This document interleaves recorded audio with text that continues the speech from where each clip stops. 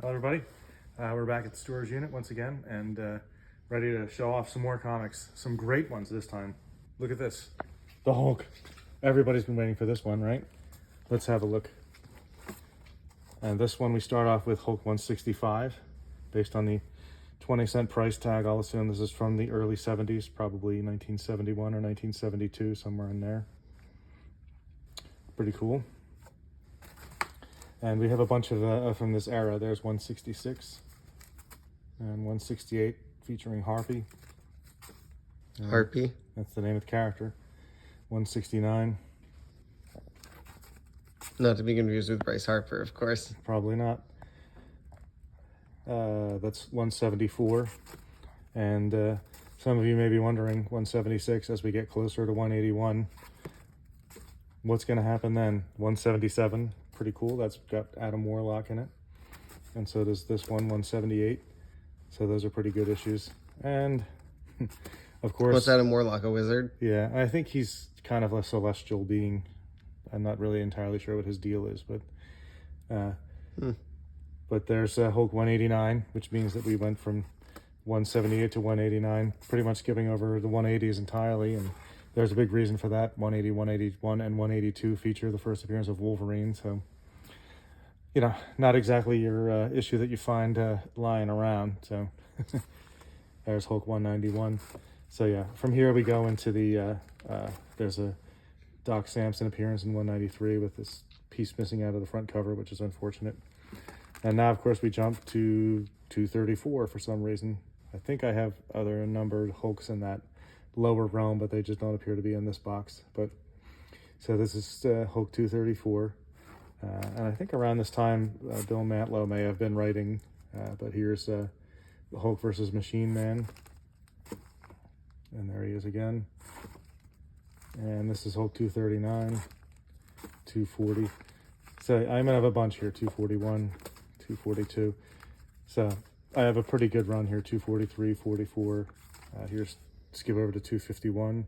Whatever happened to the 3D man? Cool cover.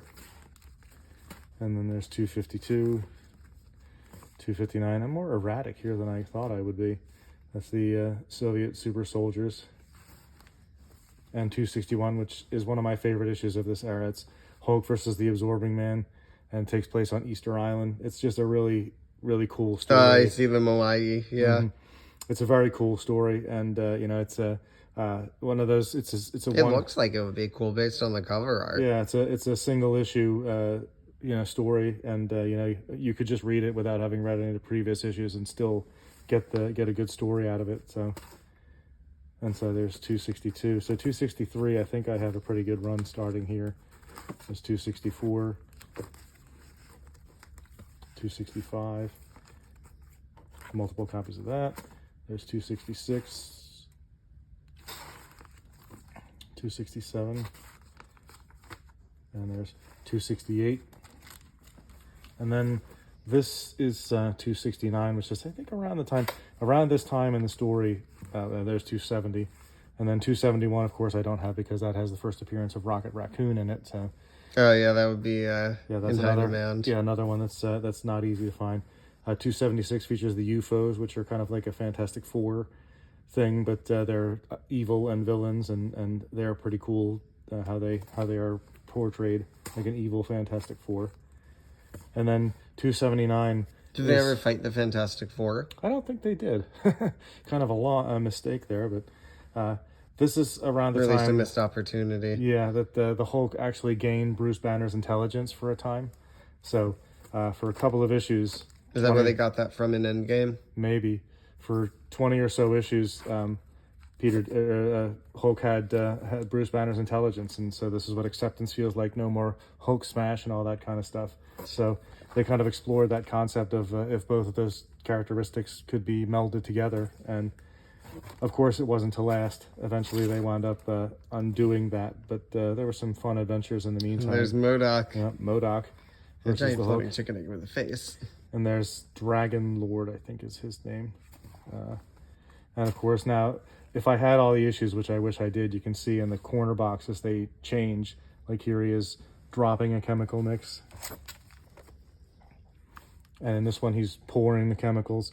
So it just gets progressively worse. Unfortunately, I wish I had 294 through 300 because it just has varying places where he's dropping more of the chemical and becoming more and more Hulk and less Bruce Banner until they get to this, which is really cool. 300th issue where Hulk is just completely going berserk, and every hero in Marvel has to get together to try to stop him, and then eventually Doctor Strange casts a spell on him, which Does the sends him... Hulkbuster armor appear? I don't remember, actually. But Doctor Strange casts a spell on him, and it sends him to an alternate dimension, and it's a dimension that has many, many pathways that he can go on. So he can choose one of the pathways, and it leads to another world.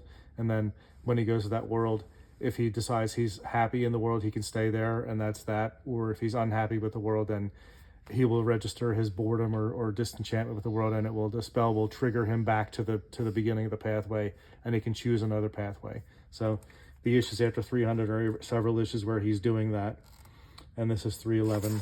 And there were some actually pretty good stories in there. One of them involved the UFOs, which was a particularly good story. So I think that might be where my affinity for the UFOs comes in, is that was such a good story. But so here's 314. This is the beginning of a renaissance for the Hulk. This is John Byrne took over as writer and artist. And unfortunately, I think he was only on the book for 6 issues, but in those 6 issues, he really did some cool stuff, really approaching the Hulk from a different perspective. And I think Bruce Banner and the Hulk were actually separate beings at this point somehow. And then 327, another turning point for the Hulk, because this is the first issue that features Peter David as writer.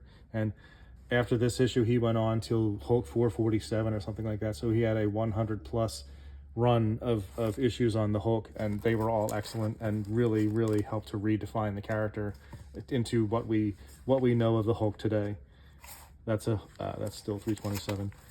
This is 329, and then 332. Well, this is a Todd McFarlane issue. So Todd McFarlane was the artist for the Hulk for a couple of issues. I think he was down there for about 15 issues, from 330 to 345 or something like that, and they were all, it was just a great melding of art and story. So 333 is good, and there's some just really great stories. I mean, I could go on about this, how good these issues are, but that would make this video go over long. So there's guest starring X Factor, which actually Peter David wound up writing later. He wound up writing X Factor for probably 50 or 60 issues as well. There's Hulk and the Leader, and 347. So this is after Todd McFarlane left, and Hulk went to Las Vegas and assumed a new identity of Mr. Fix-It. And he was like a guy who worked for a casino, and he was like a leg breaker kind of character. Not to be confused with Fix-It Felix. No, yeah. So yeah, Hulk was in Las Vegas for a while, and there he is squaring off against Spider-Man. There it is again. So, I mean, again... Hello, fastest man alive. Yeah. Want to see me read your entire comic book? Want to see it again? Yeah. So then I think this is when the Hulk and the Bruce Banner characters merging. I think that he had been Mr. Fix-It for months and months, and this was the first time he changed back to Bruce Banner. So that was kind of a strange situation for him, actually similar to what happened in Ragnarok. So I think Ragnarok was heavily influenced by this Peter David run.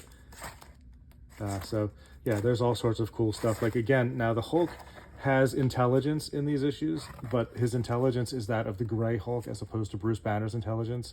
So what's the Gray Hulk? The Gray Hulk is like a very cunning, but kind of like in Dungeons and Dragons terms, he's a chaotic good character. He basically does good things, but at the same time his motivations are not always pure, and he doesn't always do good things. So he's Dobby, basically. Right. So, well, no, he's not Dobby. He's Well, Dobby's chaotic good. Yeah, but I mean, he's not... The Hulk's motivations are not really,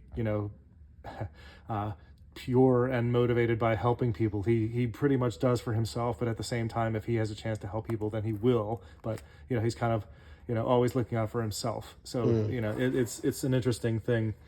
This is Countdown, which was a pretty cool series with some Walt Simonson covers. This is... Dale Keown was the artist at this time, so there's some cool stuff going on here. That's issue 369. This is 374. I think the Skrull, this is the Super Skrull, and that's why you see the Thing's arm, because the Super Skrull has the powers of all 4 Fantastic Four members. Super Skrull, like Skrulls from Captain Marvel? Yes. And there's the Super Skrull has all 4 Fantastic Four powers. So there he is in his all his glory. He's got the stretching power. He's got the Thing there. So now... This is an interesting issue. This is where I believe that the three personalities of the Hulk, the Gray Hulk, the Rage Hulk, and Bruce Banner, are all merged into one person. So there was a lot of psychology in this series. So these are the various covers and iterations they had. So this was a big deal. This is, you know, full on Hulk with, you know, they even do it in the lettering, all three personalities merged into one body.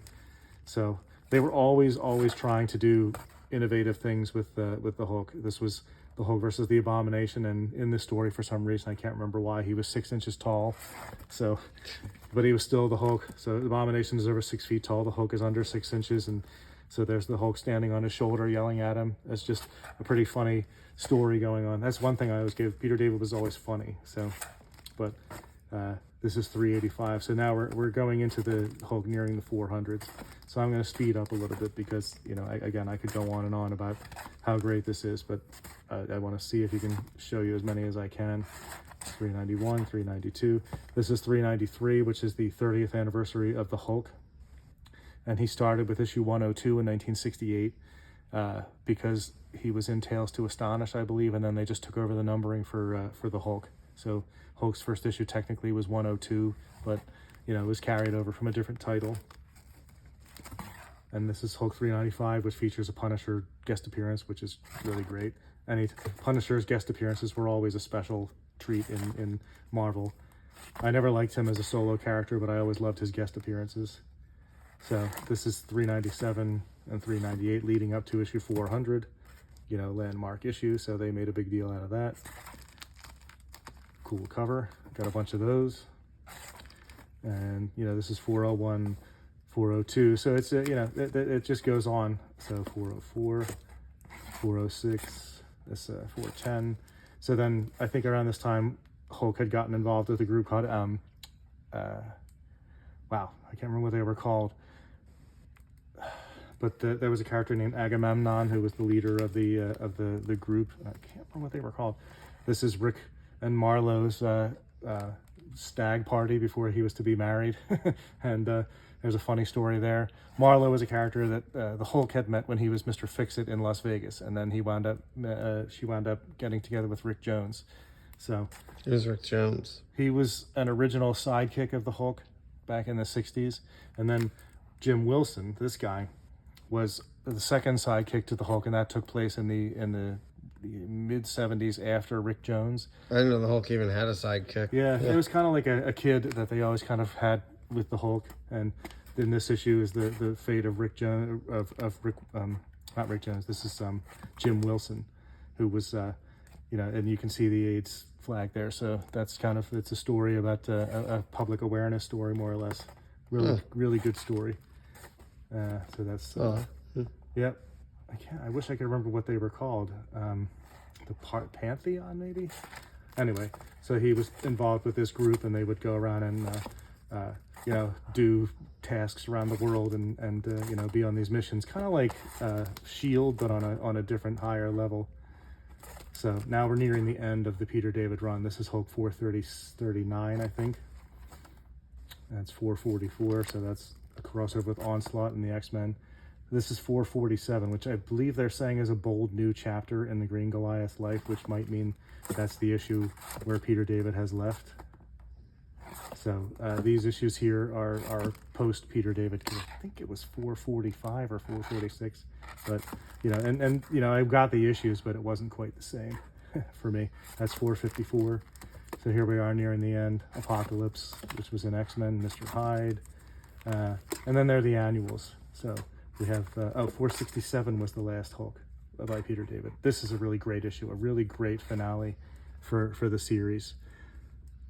So anyway, this is annual number 7, number 9. Wow, 2 good covers. That's John Byrne on one cover and Steve Ditko on the next.